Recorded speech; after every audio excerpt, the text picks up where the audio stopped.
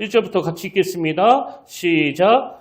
여호와여, 내 마음이 교만하지 아니하고 내 눈이 오만하지 아니하오며 내가 큰 일과 감당하지 못할 놀라운 일을 하려고 힘쓰지 아니하나이다. 실로 내가 내 영혼으로 고요하고 평온하게 하기를 젖된 아이가 그 어머니 품에 있음 같게 하였나니 내 영혼이 젖된 아이와 같도다. 이스라엘아, 지금부터 영원까지 여호와를 바랄지어다. 아멘. 할렐루야. 반갑습니다. 우리 함께 인사 나누기로 원합니다. 참 잘 오셨습니다. 주님의 이름으로 축복합니다. 주님의 이름으로 축복합니다. 오늘도 주님께서 예비하신 그 은혜로 여러분의 심령을 가득가득 채워주시기를 주님의 이름으로 축복합니다. 제가 얼마 전에 그 유튜브에서 강의 한 편을 들었는데요. 그 강연 제목이 인정 중독에서 벗어나는 법, 이런 주제였습니다. 강사는 그 서울대 경영학과를 나온 겉으로 보기에는 참 성공했네, 이런 평가를 받을 만한 아나운서였는데요. 저는 그 강연을 들으면서 그 강사 내면에 얼마나 큰 고뇌가 있었는지 금방 알 수 있었습니다. 특히 이분이 그 대학 입시 과정에서 치러했던 그 대가지불, 이건 상상을 초월하더라고요. 예를 들면 그 어린 학생이 입시 내내 그 침대를 사용하지 않고 책상에 엎드려서 잤다는 겁니다. 그럼 왜 침대에서 숙면을 취하지 않고 책상에서 잤느냐? 대답 간단해요. 편안하게 자면 못 일어날까 봐. 그리고 잘 때도 항상 불을 켜놓고 잤다고 하는데 이건 수면에 굉장히 방해가 되는 거 아니겠습니까? 심지어는요, 한창 잘 먹어야 될 입시생이 그 식곤증이 올까 봐 밥을 최대한 적게 먹었다는 거예요. 그리고 이제 학교 수업이 끝나면 바로 독서실로 가서 공부했는데요. 독서실 문이 닫는 새벽 2시까지 남아서 공부하다가 집에 가서는요, 항상 그 팔도 비빔면을 끓여 먹었다는 거예요. 그래서 제가 왜 하필 그 늦은 시간에 팔도 비빔면을 먹었을까 참 의아했는데 그 이유가 참 처절했습니다. 소화되는 그 시간마저도 공부하기 위해서. 그리고 요새는 정거장에서 이제 5분 뒤에 옵니다, 3분 뒤에 옵니다, 그렇게 버스 도착 시간을 알려주잖아요. 그러면 버스 기다리는 그 짧은 시간도 아까워가지고 거기에 앉아서 문제를 풀었다는 거예요. 한 번은 친구가 그 장면을 몰래 찍어가지고 싸이월드에 올렸는데 저는 저 사진을 보면서요, 저 어린 학생이 참 안쓰러웠습니다. 이런 식으로 계속 무리하다 보면 몸도 마음도 다 망가지는 거 아닙니까? 그러다 보니까 입시 스트레스로 구토 증상을 동반한 그 편도증으로 늘 그 고통받았다고 하더라고요. 이게 19살 그 어린 여학생이 겪어야 했던 대가지불인데요. 아까 말씀드린 대로 이분이 그야말로 그렇게 기계처럼 열심히 공부해가지고 결국 서울대 경영학과에 입학하게 된 겁니다. 그래서 우리 생각에 이제 그 합격증 손에 쥐고 이제 고생 끝 행복 시작, 그렇게 막 기뻐 소리쳐야 될 것 같은데 그게 아니더라는 거예요. 그렇게 고통을 수반한 그 몸부림을 쳐서 목표를 이루어냈는데 행복하기는커녕 정신적인 공허함이 막 물밀듯 밀려와가지고 방황을 했다는 겁니다. 그래서 합격증 받아놓고도 이런 식의 고뇌가 많았대요. 내 인생의 목표가 정말 대학 입시였나? 이게 옳은 인생의 목표인가? 나는 그동안 무엇을 위해 산 거지? 엄마를 위해 살았나? 선생님을 위해 살았나? 이런 식으로 휘몰아치는 감정을 감당할 수 없더라는 거예요. 그래서 이 공허한 마음을 달래기 위해서 이 사람이 선택한 게 뭐냐? 이제 다이어트와 외모 가꾸기라는 그 새로운 목표를 잡은 겁니다. 그리고는 본격적으로 그 다이어트에 돌입하는데요. 그 내용을 다 설명할 필요는 없지만 이것도 상상을 초월해요. 그렇게 극심한 다이어트를 감행해가지고 몸무게를 무려 35kg까지 감량을 했다는 거예요. 이건 대단한 사람 아닙니까? 이 사람은 한번 목표를 정하면 그걸 반드시 이뤄내는 그런 사람 같아요. 근데 새롭게 설정한 목표를 성공적으로 이뤄내고 이제는 기쁘게 그 대학생활을 시작하려고 하는데 여기서도 문제가 또 생겨가지고요. 대학생활을 시작한 지 반년도 지나지 않아서 그 폭식증이 찾아왔다는 겁니다. 무리하게 다이어트를 하다 보면 당연히 이런 부작용을 겪게 되는 거 아닙니까? 그래서 이 여학생이요, 한번 폭식하면 앉은 자리에서 도넛 2박스를 해치웠다는 거예요. 이게 도대체 어떻게 된 일이냐고요. 행복해지려고 다이어트를 했는데. 그러다 보니까 이 엄마도 딸아이가 걱정이 돼서 뭐 폭식할 때마다 막 애원도 했다가 막 야단도 쳤다가 잔소리도 했다가 그렇게 말리는데요. 이게 뭐 그렇게 한다고 절제할 수 있는 게 아니다 보니까 그 방 옷장 안에 도넛을 몰래 숨겨놓고 몰래 꺼내서 먹는 거죠. 그러다가 어느 날 한 번은 이 여학생이 엄마랑 심하게 싸우고 방에 들어와서 숨겨놓은 그 도넛을 몰래 또 꺼내먹고 있었는데요. 갑자기 막 서러워가지고 막 펑펑 울었다는 거예요. 그리고는 바로 가방을 챙겨가지고 카페로 가서 엄마한테 장문의 편지를 썼는데 제가 그 내용 일부 읽어드릴게요. 이렇게 썼습니다.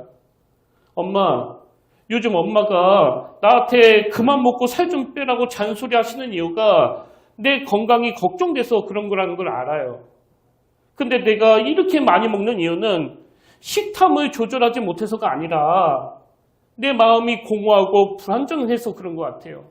엄마, 이 시기를 조금만 기다려주세요. 조금만 인내심을 가지고 지켜봐 주세요. 이 편지를 받은 엄마의 마음이 어땠겠냐고요.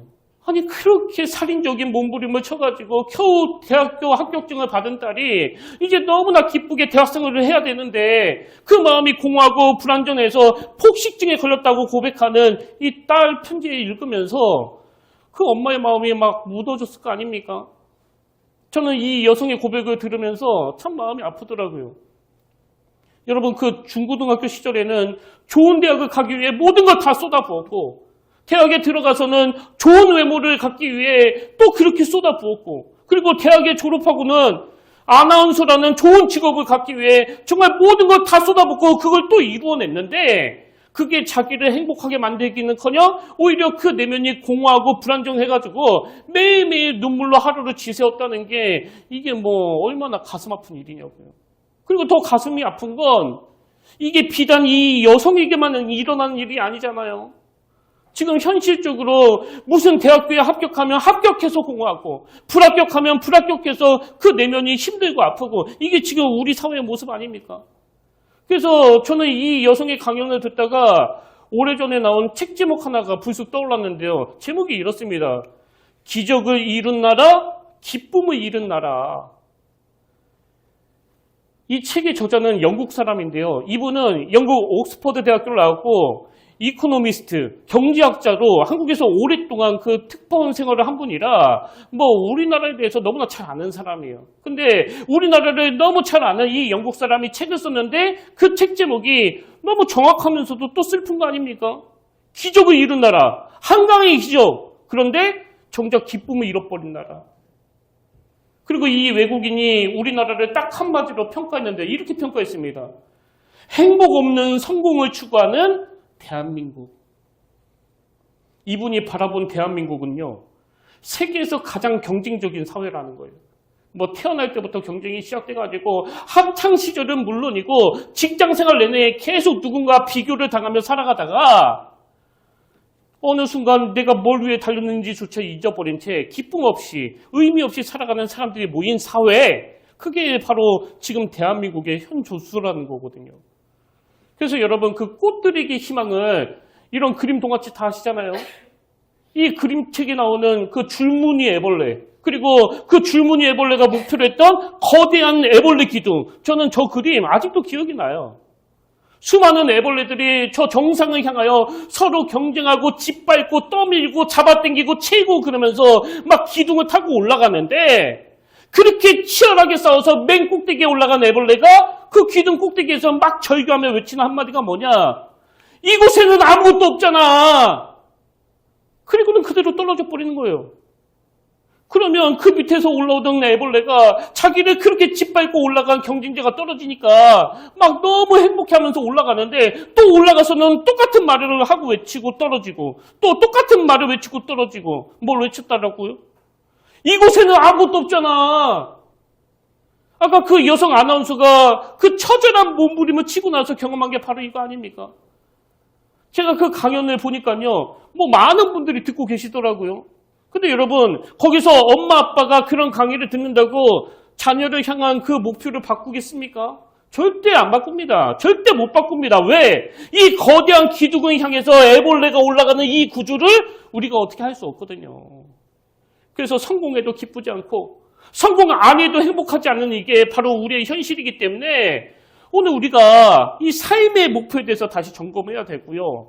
우리 자녀들에게 가르쳐야 될 그 삶의 방향도 좀 진지하게 고뇌하면서 다시 수정을 해야 된다는 겁니다. 그럼 우리가 이 기적을 이룬 나라, 하지만 기쁨을 잃어버린 나라에서 어떤 목표를 추구해야 되느냐? 오늘 보면 시편 131편 이 짧은 세 구절 안에 하나님이 제시하시는 그 대안이 나오는데요. 자, 본문 2절을 한번 보십시오. 실로 내가 내 영혼으로 고요하고 평안하게 하기를 젖된 아이가 그의 어머니 품에 있음 같게 하였나니 내 영혼이 젖된 아이와 같도다. 여러분, 우리가 추구해야 될 새로운 목표는요, 눈에 보이는 어떤 가시적인 성공이 아니에요. 아까 그 아나운서도 이게 절대로 행복하게 만들지 못한다고 자기 인생을 다 오픈하면서 이야기하는 거 아닙니까? 그래서 예수 믿는 우리는 그런 성공적인 삶을 목말라 하는 것이 아니라 하나님이 주시는 이 마음의 평안, 이걸 목표로 삼아야 돼요. 그 젖된 아이가 엄마 품에 안겼을 때 누리는 그 고요와 평안. 제가 이 시편 131편의 흐름을 묵상해 보니까요, 앞에서 언급해드린 그 아나운서의 강의 흐름하고 너무 닮아있더라고요. 이분이 강의 앞부분에서 인정욕구라는 그 잘못된 목표로 인해 고통당했던 그 내용을 쭉 열거하고는 강의 후반부에서 이제 나는 그렇게 사람들 눈치나 보는 그런 인정욕구에 목마른 삶을 살지 않을 겁니다. 그런 선포를 하거든요. 오늘 본문 시편 131편이 딱 그 구조예요. 자, 흐름을 한번 보십시오. 먼저 1절이 이렇게 시작합니다. 여호와여, 내 마음이 교만하지 아니하고 내 눈이 오만하지 아니하오며 내가 큰 일과 감당하지 못할 놀라운 일을 하려고 힘쓰지 아니하나이다. 여기 보면 아니하고 아니하오며 아니하나이다. 이렇게 세 번에 걸쳐서 부정하는 표현이 나오잖아요. 그리고는 2절에서 말하고자 하는 핵심이 이거예요. 실로 내가 내 영혼으로 고요하고 평온하게 하기를 젖된 아이가 그의 어머니 품에 있음 같게 하였나니 내 영혼이 젖된 아이와 같도다. 무슨 뜻이에요? 이제는 새로운 목표가 생겼다는 거예요. 새로운 목표가. 그 김종훈 목사님이 쓴 시편 렉시오 디바나, 이 책에 보니까 이 부분을 이렇게 설명하더라고요. 한번 들어보십시오. 여기 보면 이제까지 걸어오던 길과 대조적인 삶의 방향을 제시한다. 시인은 자신의 새로운 방향을 어머니 품에 젖된 아이로 제시하고 있다. 그는 이 그림 속에서 고요함과 평온함을 그려내고 있다. 순례자는 자신의 모습이 마치 젖된 아이가 어머니 품에서 비로소 평온함과 고요함을 되찾고 잠든 모습과 같다고 보았다. 구약학자인 김종욱 교수님이 쓴 그 시편 주석에서도 뭐 비슷한 설명을 합니다. 이것도 한번 들어보십시오. 시인은 심장이 터질도록 숨을 가쁘게 쉬면서 세계 최고의 봉우리를 정복하고야 말겠다는 등산가의 모습과 어머니의 품 안에서 말로 표현할 수 없는 기쁨과 안식을 누리는 젖된 아이의 모습을 대비하고 있다. 그리고는 이렇게 설명합니다. 태산을 정복한 기쁨보다는 어머니의 사랑에 정복된 기쁨이 더 큼을 보여줌으로써 주님과의 친밀함이 얼마나 소중한지 보여준다. 이리하여 시인은 위대한 사역을 다루고 있는 1절을 지나 하나님과의 절대적인 관계로 넘어가는 2절을 설명한 후에 마지막 3절에서는 주님의 눈을 응시한다. 이게 바로 3절에 나오는 결론이에요. 이스라엘아, 지금부터 영원까지 여호와를 팔할지어다. 제가 이 시편 131편을 주목하는 이유는요, 뭐 그 내용 자체도 참 주옥 같지만 이 시의 저자가 바로 다윗이라는 점 때문인데요. 그 다윗 다 아시잖아요. 세상에 그 어린 나이에 악한 권력자를 만나가지고 막 살해 위협을 당하고 억울하게 매일 쫓겨다니는 삶을 경험했고요. 나중에 왕이 되고 나서도 이제 좀 평안해지려나 싶을 때 그 페르나 아들이 권력에 눈이 멀어서 아버지 목에 칼을 들이대는 쿠데타를 일으키잖아요. 그래서 또 쫓겨서 도망가는 이런 처절한 삶을 살았는데 그 다윗이 자기 인생을 녹여가지고 만든 시가 바로 이 시편 131편이에요. 그래서 이 시는요, 무슨 문학적으로 막 화려한 기교를 뽐내기 위해서 쓴 시가 아닙니다. 아까 그 여성 아나운서가 자기 인생을 다 드러내면서 이렇게 살면 안 된다는 걸 교훈을 주려는 것과 같은 맥락이에요. 같은 맥락. 지금 다윗이 자기 인생을 드러내면서 제시하고자 하는 그 새로운 삶의 목표가 뭐예요? 2절이에요. 실로 내가 내 영혼으로 고요하고 평온하게 하기를 젖된 아이가 그의 어머니 품에 있음 같게 하였나니 내 영혼이 젖된 아이와 같도다. 그래서 저는요, 이게 저의 기도 제목이 됐습니다. 뭐 제가 목회를 얼마나 잘하는지 또 설교를 얼마나 잘하는지 이런 데 관심을 기울이는 모든 게 다 1절인데 이제는 그런 가시적인 목마름은 좀 뛰어넘고 하나님 저는 2절로 넘어가는 인생이 되길 원합니다. 이게 저의 기도 제목이에요. 근데 중요한 건 여기 2절에 보니까 지금 어머니 품에 안겨있는 그 아이를 젖된 아이라고 표현하는데요. 사실 엄마 품에 있으면 뭐 젖된 아기든 젖먹는 아기든 다 평온하고 고요한 거 아닙니까? 근데 다윗은 자기를 아기라고 표현하면서 굳이 그 아기가 젖된 아기다. 이게 뭘 강조하는 걸까요? 여러분, 젖먹는 아기는요, 배고픔이라는 이 결핍을 해결하려면 반드시 엄마 품이 필요해요. 그 아기는 엄마 품에 안겨서 자기 필요를 공급받을 때 그때 그 마음의 평안이 오는 거 아닙니까? 그래서 뭐 배고플 때는요, 아무리 안아주고 달래주고 앞에서 막 딸랑이를 흔들어 대도 젖을 물려주기 전까지는 절대 그 울음을 멈추지 않아요. 아, 배고파 죽겠는데 왜 안아주냐고, 빨리 젖이나 달라고. 이게 젖 먹는 아이의 모습이란 말이죠. 근데 지금 다윗은 젖 먹는 아기처럼 자기의 어떤 결핍이 채워져서 평안하다는 게 아니고요, 그 엄마 품에 안겨있는 것만으로도 만족함을 누리는 젖된 아기의 상태라는 거예요. 오늘 우리가 추구해야 될 고요와 평안이 뭔지 아시겠죠? 저는 이게 신앙의 단계라고 생각하거든요. 예수 처음 믿는 분들은요, 아직 젖된 아기가 아니에요. 예수님에 대해서 잘 모르는데 어떻게 갑자기 젖된 아기가 되느냐고요. 안아주시면 귀찮기만 하지. 초신자분들은 젖 먹는 아기가 되어야 돼요. 그래서 마음껏 구하셔야 됩니다. 하나님, 이것도 부족합니다. 또 저것도 결핍입니다. 이렇게 마음껏 구하시는 거 그거 괜찮습니다. 그러나 못할 신앙인 제가, 평생 예수 믿었다는 제가 여전히 기도하는 것마다 이것도 주시옵소서, 저것도 주시옵소서 그냥 젖달라고만 칭얼거린다면 이건 부끄러운 거 아닙니까? 뭐 저만 그렇습니까? 여러분, 우리의 신앙이 성숙해 간다는 건요, 거래관계 같은 배고픈 투정에서 벗어나서 관계의 평안으로 나아가는 거예요. 그래서 저는 이 본문을 묵상하다가 성 어거스틴이 했던 명언 한마디가 떠올려졌는데요. 어거스틴이 이런 말을 했습니다. 주여, 내가 당신 앞에 무릎을 꿇기 전까지 내 영혼에는 참된 평안이 없었나이다. 그분이 주시는 그 무엇이 아니에요. 그분의 존재예요. 그분의 품이에요. 내가 주님 앞에 무릎을 꿇기 전까지 내 영혼에는 참된 평안이 없었습니다. 이 말은 그분이 내 인생의 주님이 되어주시는 그 순간부터 목마름이 없어졌다는 그 얘기거든요. 그래서 우리가 삼아야 될 새로운 목표는 시편 16편 8절이요. 내가 여호와를 항상 내 앞에 모시며 그랬더니 그가 나의 오른쪽에 계심으로 내가 흔들리지 아니하리로다. 여러분, 배고픈 거하고 흔들리는 건 전혀 다른 이야기 아닙니까? 내가 어떤 결핍을 경험하는 거, 원했던 일이 잘 안 되는 거, 이런저런 머리 아픈 일들이 많은 거하고 내 존재 자체가 막 흔들리는 건 다른 이야기예요. 그리고 지난주 축도할 때 이루어졌던 로마서 15장 13절, 소망의 하나님이 모든 기쁨과 평강을 믿음 안에서 너에게 충만하게 하사 성령의 능력으로 소망이 넘치게 하시기를 원하노라. 이게 전부 다 젖된 아이와 같은 성숙한 사람들이 드릴 수 있는 고백이에요. 그럼 이런 성숙한 신앙은 언제 갖게 됐느냐?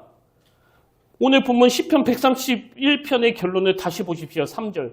이스라엘아, 지금부터 영원까지 여호와를 바랄지어다. 그분이 주시는 떡을 바라는 게 아니라 그분의 존재를 바라는 거. 이게 젖된 아이예요. 그럼 이제 좀 더 구체적으로 우리 내면의 그런 인정 욕구나 가시적인 욕구들, 무슨 서울대 들어가고 어디 좋은 직장에 취직하고 이런 것들을 완전히 벗어날 수는 없지만 어떤 상황에서도 내 영혼이 고요하고 평안한 상태, 이걸 잃어버리지 않기 위해서 어떻게 해야 되느냐?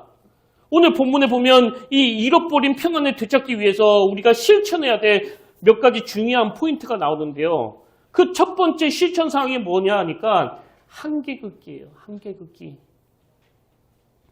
자, 시편 131편 1절 후반절 한번 보십시오.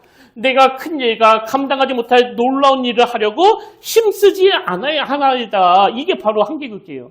내가 감당하지 못할 놀라운 일. 내가 아무리 힘써도 안 되는 일에 대하여 한계를 긋는 거죠. 한계를. 근데 여기에서 말하는 한계극기는 아유, 뭐 나는 이 정도밖에 못해. 이런 자포자기하는 한 차원에서의 한계극기가 아니고요. 자기 자신을 정확하게 아는 차원에서의 한계극기예요. 그러면 자기 자신을 정확하게 아는 게 왜 중요하냐? 그 창세기에서 사탄이 아담과 하와에게 뭐라고 유혹하는지 보십시오. 창세기 3장 5절. 너희가 그것을 먹는 날에는 너희 눈이 밝아져 하나님과 같이 되어 너희 눈이 밝아져 하나님과 같이 되어 선악을 알 줄 하나님이 아심이니라. 지금 사탄이 유혹하는 그 유혹의 핵심이 뭐예요? 하나님과 너 사이에 있는 그 한계를 지워버리라는 거예요. 이게 딱 포스트 모더니즘이라고 하는 오늘 이 시대 아닙니까? 지금 모든 영역에서 하나님이 만들어 놓은 그 한계를 다 지우고 있잖아요.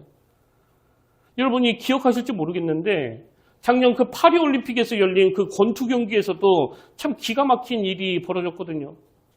거기에 출전한 선수 중에 2명이 XY 염색체. 쉽게 말하면 남자란 뜻이에요.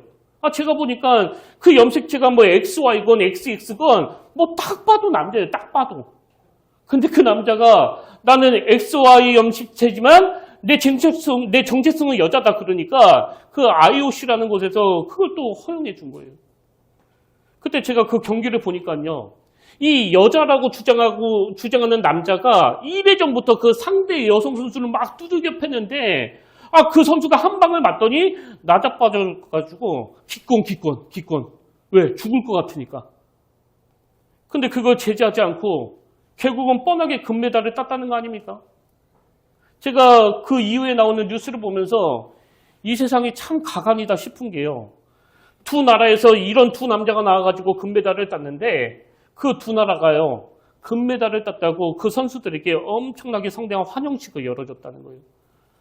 이게 뭐 남자가 이기면 어떻고 여자가 이기면 어떠냐고 금메달 따는 게 중요하지. 뭐 딱 이거 아닙니까? 물론 우리가 그 성소수자들의 고통에 막 공감을 해야 되고 또 존중해줘야 돼요. 그리고 그 안쓰러운 마음으로 또 도와줘야 됩니다. 그러나 그들이 잘 회복되도록 도와주는 거하고 에이 뭐 그럴 수도 있지. 그래 너도 경기 나가라. 이게 어떻게 같은 얘기냐고요. 어제도 여러분에게 이 사진을 보여드리려고 다시 사진을 검색하는데 뭐 다시 봐도 남자예요. 다시 봐도. 여러분 그 두 남자가 그 여자를 그렇게 링에서 막 두들겨 패는 게 괜찮은 겁니까? 그리고 그걸 보면서 자라는 우리 자녀들이 겪는 혼란은 도대체 어떻게 할 거냐고요. 이 시대가 전부 그 한계를 지워버리는 거예요. 그렇기 때문에 우리는 이런 시대일수록 하나님 앞에서 로마서 12장 3절을 보십시오. 내게 주신 은혜로 말미암아 너희 각 사람에게 말하노니 마땅히 생각할 그 이상의 생각을 품지 말고 해요. 하나님이 정해놓은 그 한계를 우리가 정확하게 지켜야 돼요. 그렇지 않으면 야고보서 1장 14절 15절 오직 각 사람이 시험을 받는 것은 자기 욕심에 끌려 미혹됨이니 욕심이 잉태한 데서 죄를 낳고 죄가 장성한 듯 사망을 낳느니라. 저는 오늘 저를 위시해서 여러분 모두가 다 마땅히 생각할 그 이상의 생각을 품지 말고 하나님이 정해놓은 그 한계 안에서 참 평안을 누리게 되시기를 주님 이름으로 축복합니다. 부부관계에서도 그 한계를 지키셔야 돼요. 막 화가 나는 건 어쩔 수 없는데요. 아무리 화가 나도 말의 한계를 지켜야 되고 그 행동의 한계를 지켜야 되고 왜? 마땅히 품어야 될 그 이상의 생각은 우리 안에 있는 평안을 다 빼앗아 버리기 때문에. 그런가 하면 두 번째로 잃어버린 평안을 되찾기 위해 우리가 해야 될 실천이 하나 더 있는데요. 그게 뭐냐니까 교만 잠재우기입니다. 교만 잠재우기. 자, 시편 131편 1절을 다시 보십시오. 여호와여 내 마음이 교만하지 아니하고 내 눈이 오만하지 아니하오며 세 번역으로 주님 이제 내가 교만한 마음을 버렸습니다. 오만한 길에서 돌아섰습니다. 여러분 지금 다윗이요 마음의 평안을 얻는 게 자기 인생의 목표가 된다고 했을 때 가장 먼저 강조하는 게 교만하지 않겠습니다예요. 교만하지 않겠습니다. 왜 그럴까요? 신명기 8장 14절에 보니까 내 마음이 교만하여 그 다음 보세요. 내 하나님 여호와를 잃어버릴까 염려하노라. 교만은요, 하나님이 정하신 그 한계를 지워버리게 만들고 평안을 주는 그 엄마의 품을 잊어버리게 만드는 거예요. 나는 내 주먹을 믿어. 하나님이고 뭐고 필요 없어. 이게 내 마음의 평안을 다 빼앗아가는 거거든요. 그래서 저는 내 마음의 평안을 지키기 위해서 그 물철학이라고 그러잖아요. 물철학. 하나님이 하라는 것까지만 하고 하지 말라는 거 절대 안 하고 그리고 지금까지 그렇게 살려고 애를 쓰는데 어떨 때는요. 막 욕심이 나는 거 참으려고 하면 뭐 좀 힘들긴 해요. 뭐 병도 나고 그럽니다.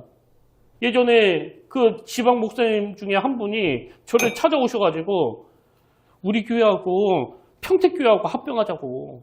그리고 내가 은퇴하면 김 목사가 뭐 재정이고 뭐고 다 가져가라. 그런 제안을 하셨거든요. 그날 제가 그거 참느라고요. 아파 죽는 줄 알았습니다. 정말. 욕심? 한번 참아보세요. 정말 힘들고 아프거든요. 그러나 어떻게 해서든지 참아야 돼요. 왜? 제가 창조주가 아니니까.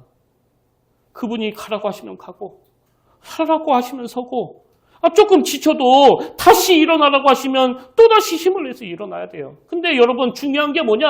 이 한계극기는요. 교만한 자에게는 일어나지 않는다는 거예요. 그래서 여러분 중에 뭐 성격이 좀 까칠한 거, 예민한 거, 뭐 같이 사는 배우자는 좀 불편하겠지만 그게 뭐 당사자에게는요. 그렇게 치명적이지 않아요. 그리고 뭐 저처럼 막 욱하는 성격, 다혈질 물론 고쳐야 되지만 그게 그렇게 치명적이라고 생각하지 않습니다. 그러나 제 안에 찾아온 이 교만, 이건 절대로 방치하시면 안 됩니다. 성경에 보면 이 교만으로 망한 인물이 되게 많은데 그 대표적인 케이스가 바로 우시야 왕이에요. 뭐 전에도 말씀드렸지만 이 왕은 정치를 참 잘했거든요. 근데 그 정치 잘하고 백성들에게 칭찬 듣고 하는 이게 그를 망하게 만들어버린 거예요. 역대하 26장 16절에 보십시오. 그가 강성하여 짐에 일이 잘 풀렸다는 거예요. 그가 강성하여 짐에 그의 마음이 교만하여 그가 강성하여 짐에 그의 마음이 교만하여 악을 행하여. 이게 벗어날 수 없는 인간의 굴레예요. 여러분 솔직히 말해서 이 우시야 왕처럼 세상에서 이렇게 잘 나가는 경우는 뭐 100에 하나 또 뭐 1000에 하나 아닙니까? 그래서 저는 진짜 이해가 안 되는 게 나머지 우리 같은 사람들은 이렇게 안 돼가지고 항상 성공에 목말라하면서 그렇게 힘들어하는데 어쩌다가 그런 풍족한 삶을 누리게 됐다면 행복해야 될 거 아니냐고요. 행복해야 될 거. 뭐 우시아뿐만이 아니에요. 오늘 정치가들을 한번 보세요. 경제인들을 한번 보세요. 그들이 행복해 보입니까? 그 텔레비전을 틀면 막 서로 막 미친 듯이 싸우고 있고 또 어떤 사람은 이미 많은 걸 가져놓고도 더 갖겠다고 불법을 저지르다가 그 감옥에 들어가는 그게 어떻게 행복해 보이겠냐고요. 그래서 국회의원이 당선돼도 문제고 또 떨어져도 문제고 차라리 그냥 저처럼 출마 안 하는 게 뭐 제일 좋죠. 농담이에요. 누가 불러주지도 않는데 그가 강성하여 짐에 그 마음이 교만하여 악을 행하여요. 여러분 교만이 왜 우리를 행복하게 만들지 못하는가 하면은요. 역대하 26장 5절입니다. 하나님의 묵시를 밝히 하는 스가랴가 사는 날에 하나님을 찾았고 그가 여호와를 찾는 동안에는 하나님이 형통하게 하셨더라. 이걸 원어에 더 가깝게 직역하면 이렇게 번역할 수 있습니다. 하나님의 묵시를 밝히 하는 스가랴가 사는 날에 하나님을 찾았고 그가 여호와를 찾을 동안에만 하나님이 형통하게 하셨다. 하나님의 형통이 끊어지니까 뭐 맨날 불안해할 수밖에 없는 거죠. 그래서 막 어디로 가야 되지? 또 어디로 가야 되지? 그러다가 그 바람이 나는 여기로 갔다가 아니네. 저기로 갔다가 또 아니네. 그렇게 막 우왕좌왕하면서 열심히 잠 안 자고 돌아다니면 뭐 하느냐고요. 보면 제자리인데. 여러분 교만하면요. 하나님의 형통이 끊어지고 하나님의 형통이 끊어지면 우리 인생이 우왕좌왕하게 되는 거예요. 그래서 우리는 본문 1절 말씀이요. 여호와여 내 마음이 교만하니 아니하고 내 눈이 오만하지 아니하오며 이걸 구해야 된다는 거거든요. 그런가 하면 마지막 세 번째로 잃어버린 평안을 되찾기 위해서 우리가 뭘 해야 되느냐? 하나님에 대한 의존도를 높여야 된다는 겁니다. 하나님에 대한 의존도 높이기. 자, 3절을 보십시오. 이스라엘아 지금부터 영원까지 여호와를 팔할지어다. 여기 나오는 여호와를 팔할지어다. 이걸 원어로 보면 소망을 주님께 두어라 이런 뜻이에요. 소망을 주님께 두어라. 왜? 내 인생은 나이고 내 인생은 나이고 이런 노래를 부르면서 인생을 영위하는 사람에게는 항상 그 불안과 두려움이 있거든요. 소망은요, 내 실력에다 두는 게 아니에요. 소망은 내 자식에다 두는 게 아닙니다. 주님께 두는 거예요, 주님께. 그래서 제가 좋아하는 말씀 이거 다 아시죠? 시편 147편 10절 11절. 여호와는 말의 힘이 세다하여 기뻐하지 아니하시며 사람의 다리가 억세다하여 기뻐하지 아니하시고 여호와는 자기를 경외하는 자들과 그의 인자심을 바라는 자들을 기뻐하시는도다. 우리는 하나님 앞에 피조물에 불과하다는 사실을 철저하게 인식하면서 하나님은 저의 창조주가 되십니다. 창조주 하나님 내 인생에 개입하여 주시기 원합니다. 이게 하나님에 대한 의존도예요. 제가 최근에 그 아는 권사님이 그 암에 걸리셨는데요. 뭐 모든 분들이 암이 찾아오면 다 당황하고 놀라겠지만 제가 아는 이분은요, 그동안 너무나 건강하게 또 너무나 왕성하게 활동을 하셨던 분이기 때문에 아마 그 충격이 더 컸을 것 같아요. 그리고 그때 하필이면 그 의료 분쟁이 막 한참 극심할 때여서 수술 날짜도 잡기 어려우니까 꽤 많이 불편하셨을 것 같은데, 그리고 막 불안해하면서 막 이렇게 하루하루 보내셨을 것 같은데, 이제 아는 분들을 통해서 겨우겨우 그 서울에 있는 병원에서 수술을 하게 된 겁니다. 수술하기 전날에요, 저한테 이런 문자가 왔어요. 목사님, 수술을 앞두고 두려움 속에서도 평강의 마음을 허락하시는 은혜가 커서 주님께 감사 영광 올리는 아침입니다. 저는 지금까지 목회하면서 뭐 암 수술을 앞두고 마음이 너무 평화로워서 문자를 보낸다는 분은 뭐 처음 봤습니다. 제가 그 문자를 보니까요, 이분도 두려움이 있대요. 수술을 앞두고 두려움 속에 있지만, 그러나 그런 두려움 속에서도 평강의 마음을 허락하신 은혜가 커서 주님께 감사 영광 올리는 아침입니다. 그렇게 저한테 보냈거든요. 그리고 수술이 끝났습니다. 그 다음 새벽에 또 문자가 왔는데 내용이 이래요. 심한 통증 때문에 잠에서 깼는데 예수님의 십자가 고통을 한번 생각하니 견딜 수 있었습니다. 그 다음 말이 참 희한해요. 이제 수술을 끝나고 마취가 풀리면 막 그때부터 막 아프잖아요. 근데 뭐라고 하시는가 하면 초저녁에 병원에서 진통제를 맞으라고 했는데 거절하고. 아니 이게 무슨 말이에요? 이제 병원에서 마취가 풀리면 통증이 시작되니까 그 진통제를 맞으라고 했는데 그걸 거절하고 예수님을 향한 사랑의 고백으로 견뎌내리라. 목사님, 모든 것이 감사하고 감사합니다. 그래서 제가요, 바로 그 답을 보냈습니다. 진통제 맞으시라고. 지금 믿음 좋은 권사님은 한번 믿음으로 이겨내 보겠다고 하는데 믿음 없는 목사는 그 진통제 맞으시라고. 그래서 제가 그 설교를 다듬다가 그 권사님 생각이 나가지고 다시 그 문자를 찾아서 읽어보면서 이 권사님은 왜 그러셨을까? 아니 긴 시간 암 수술하고 이제 마취가 풀려서 막 통증이 시작되는 그때 왜 진통제 맞기를 거절하셨을까? 제가 이런 묵상을 하다가 떠오르는 찬양이 있었는데요. 전에도 한번 불렀던 찬양이에요. 주 예수 오셔서 내 슬픔 하셨네. 나의 앞길도 내 주 하셨네. 나 주를 버리고 떠나갔었네. 주님 약속대로 날 붙드셨네. 주 말씀하네. 물가로 나오라. 내 곁에 서라. 내 목마른 것을 내가 채우리라. 어둠에 헤맬 때 흘리던 내 눈물, 그 눈물을 위해 내가 죽었노라. 그 권사님은 진통제를 맞으면서 통증이 충충히 나아지는데 왜 그걸 거절하셨을까? 주님의 십자가가 떠올려진 거죠. 주님은 내가 떠나갔던 그때뿐만 아니라 내가 어둠 속에 헤매며 막 눈물을 흘리고 있었던 그때에도 내 눈물을 위하여 십자가 지셨는데 주님의 그 십자가가 이 권사님 마음에 막 엄청 평안을 가져다 주니까 이거 잊어버리지 않기 위해서 그 진통제를 거부하신 거 아니겠습니까? 여러분은 지금 무슨 일 때문에 힘드세요? 어떤 일로 눈물 흘리고 계십니까? 그때마다 꼭 기억하시길 바라요. 여러분의 그 눈물을 위하여 내가 죽었노라. 이게 바로 십자가예요.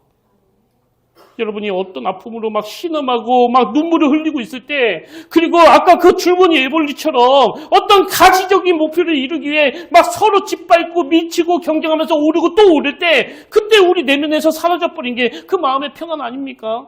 근데 그 평안은 어떻게 되찾을 수 있다고요? 물가로 나오라, 내 곁에 서라, 내 목마른 것을 내가 채우리라. 어둠에 헤맬 때 흘리던 내 눈물, 그 눈물을 위해 내가 죽었노라. 그래서 십자가가 내게 평안을 가져다주고 그 십자가가 내 상처를 회복시켜주는 거예요. 저는 오늘 저와 여러분 내면에 그 잃어버린 평안을 되찾기 위해서 그 이상의 생각을 품지 않는 하나님과 나 사이에 정확한 한계가 그어지길 바라고요. 하나님의 형통을 못 누리도록 방해하는 그 교만한 마음을 내려놓고 내 피로만 채워주시는 게 아니라 내 눈물을 위해 자기 자신을 버리신 그 주님 앞에 나아가 참된 평안과 고요를 공급받는 우리 평택교회 성도님들 되시기를 주님 이름으로 축원합니다. 그래서 저는 오늘 결단 찬양으로 이 찬양이요. 나의 안에 거하라. 나는 내 하나님이니 너의 모든 환난 가운데 너를 지키는 자라. 여러분, 이게 뭐 하나님이 그냥 막 과잉 보호해가지고 아무것도 못하게 하는 그런 보호하심이 아니고요. 적된 아기가 이런저런 일로 막 놀라고 막 당황하고 그럴 때 그 놀란 마음을 잠재워주는 차원에서의 보호하심이에요. 이리 와서 나의 안에 거하라. 나의 안에 숨어라. 그래서 그 주님의 품을 경험한 사람은요, 다 알아요. 지금 어려운 현실이 내 안에 그 평안을 빼앗지 못한다는 걸. 아까 그 권사님이 바로 그걸 경험한 거 아닙니까? 우리 한번 이 찬양 부르실 동안에 여러분 여기 가사가 있어서 부르는 것도 좋은데요. 우리를 부르시는 그 주님의 음성에 귀를 기울이면서 우리 한번 이렇게 사모해 보자고요. 하나님, 지금 이 시대는 성공만 있지 기쁨이 없는 시대입니다. 그 애벌레들이 행복을 찾아 거대한 기둥을 향해서 올라가지만 맨 꼭대기에 올라가는 애벌레가 여기는 아무것도 없다 이렇게 절규하며 떨어진다면 아버지, 우리는 엄마 품에 안긴 그 젖된 아기처럼 주님이 주시는 참 평안과 고요를 추구하는 인생이 되길 원합니다. 우리 이런 마음의 소원을 가지고 우리 이 찬양 함께 불러보기를 원합니다. 나의 안에 거하라. 나는 내 하나님이니.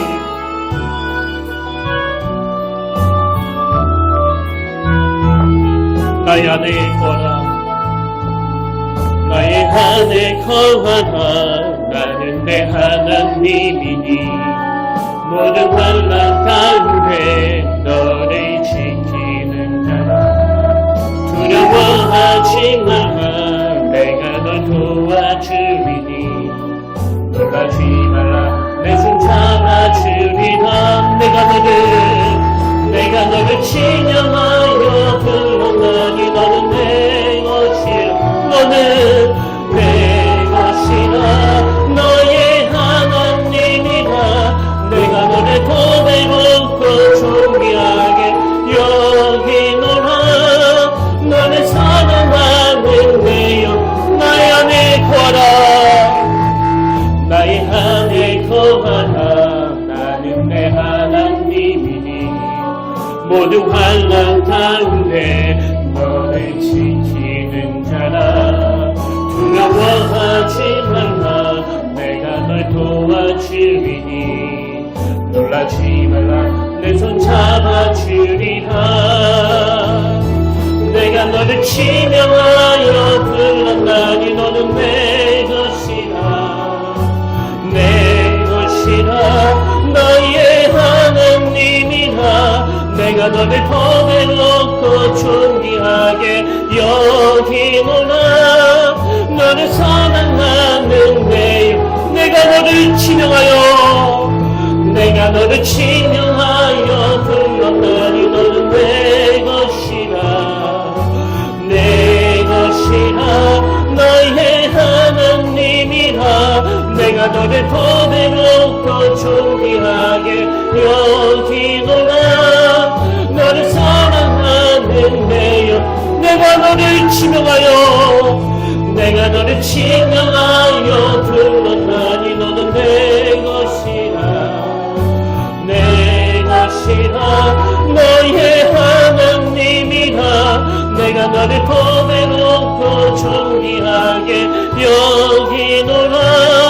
너를 사랑하는 내 여호와라. 나의 영혼이 잠잠히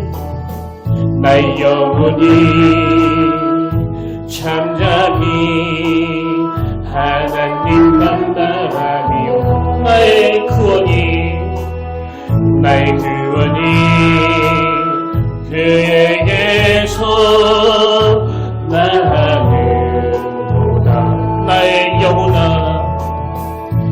영혼아 잠잠히 하나님만 바라라.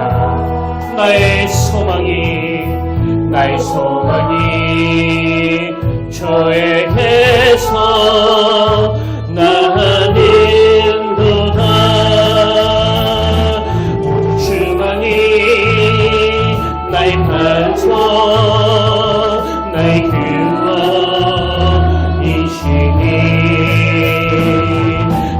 주만이 나의 산소 내가 요동치 아니하. 나의 영혼이 간절히 여호와를 갈망하며 나의 입술이 여호와를 찬양하라. 나의 영혼이 즐거이 여호와를 따르니. 나의 소망이 저에게서 나는 것 오직 주만이 나의 반석 나의 구원이시니.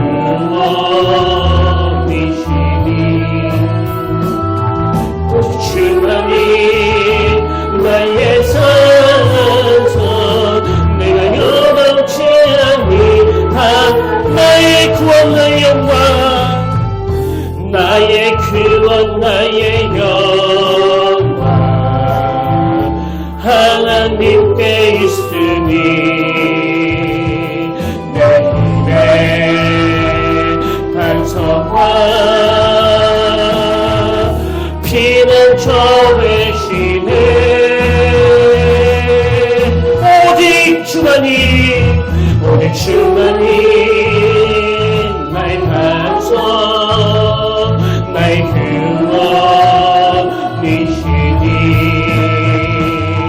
오직 주만이 나의 산소 내가 요동치 아니하리. 아멘. 살아계신 하나님 아버지, 지금 우리 모두는 어쩌면 기적을 이룬 나라, 그러나 기쁨을 이룬 나라에서 행복 없는 성공을 꿈꾸며 살아가고 있는지 모르겠습니다. 오늘 우리에게 그런 가시적인 목표의 끝은 허무와 공허뿐이요 오히려 불안과 끝감대 없는 욕심을 만들어낸다는 걸 가르쳐 주셨사오니 우리 내면에 하나님이 제시하시는 그 새로운 목표가 장착이 되도록 역사하여 주시옵소서. 이 예배 가운데 임재하여 주시고 이 예배 가운데 우리들의 그 작은 시음소리까지 듣고 계신 하나님을 전적으로 신뢰합니다. 그 하나님은 우리가 절대로 그 이상의 생각을 갖지 않도록 인도해 주시는 분임을 믿습니다. 오늘 예배드리는 모든 성도님들에게 귀의 할례와 마음의 할례를 허락하여 주셔서 평안을 잃어버리는 원인이 바로 우리의 교만 때문이고 아버지에 대한 불순종 때문임을 깨닫게 하시고 세상 모든 사람들이 그 거대한 기둥 꼭대기에 오르는 거 목표로 삼을 때 우리는 첫째 나기가 엄마 품에 안겼을 때 누리는 그 고요함과 평안함 이거를 목표로 삼도록 우리의 마음과 생각을 주장하여 주시옵소서. 오늘 내 눈물을 위해 내가 죽었노라 말씀하시는 그 주님으로 인해 내 모든 불안과 염려가 사라질 줄 믿사오며 그 어두운 현실에서도 소망의 빛을 비춰주시는 예수님 이름으로 간절히 기도드립니다. 아멘. 이제 우리 다 자리에서 일어나셔서 파송찬양으로 전에 불렀던 찬양입니다. 내 마음 편치 않으리. 우리 이 찬양 부르고 축도로 오늘 예배를 마무리하길 원하는데요. 오늘 말씀을 기억하시면서 또 새롭게 결단하시면서 우리 이 찬양 함께 부르기를 원합니다.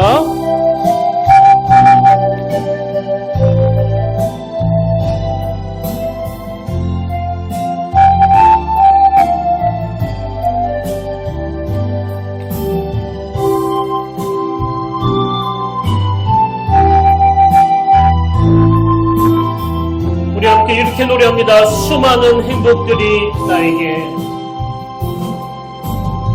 수많은 행복들이 나에게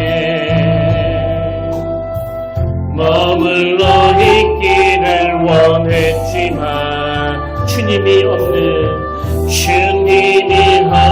나의 마음과 물거품과 같았었네. 어느 날 주님 내게 찾아와 나의 죄 용서하여 주셨고 주님의 제자 삼아 주시니 내 안에 기쁨 넘치네. 나 이제 주님 사랑 전하면서 새 삶을 살아가리라. 때때로 어려운 일이 있더라도 나 이제 두렵지 않아. 주님의 놀라우시니 내 삶의 밑거름 되어 세상의 모든 것 다 변해도 내 마음 변치 않으리. 나 이제 주님 사랑 전하면서 새 삶을 살아가리라. 때때로 어려운 일이 있더라도 나 이제 두렵지 않아. 주님의 놀라우신 은혜 내 삶의 밑거름 되어 세상의 모든 것 다 변해도 내 마음 편치 않으리.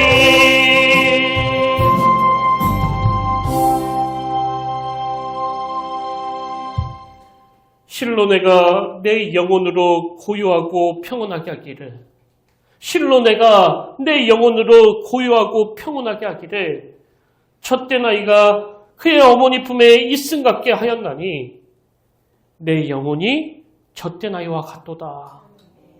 하나님, 이번 한 주간 우리가 막 어마어마한 일을 하고 어마어마한 꿈을 꾸는 한 주가 아니라 너무나 소박한, 그러나 너무나 목말라 하는 그 첫째 나기가 엄마 품에 안겨있을 때 찾아오는 평안함, 이거 한번 경험하고 맛보기를 원하오니 오늘 예배하는 모든 성도님들에게 주님만이 주실 수 있는 그 샬롬을, 그 평안을 선물로 허락하여 주시옵소서.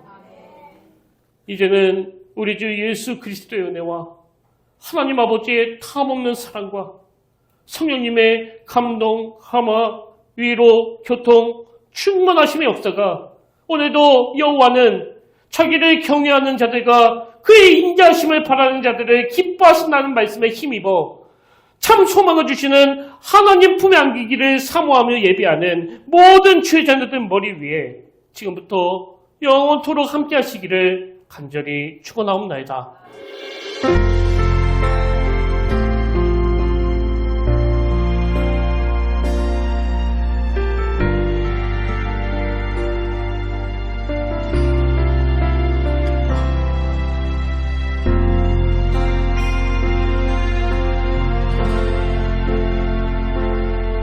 지금 서 있는 이곳에서 높임을 받으소서. 내가 받는 땅 주님의 땅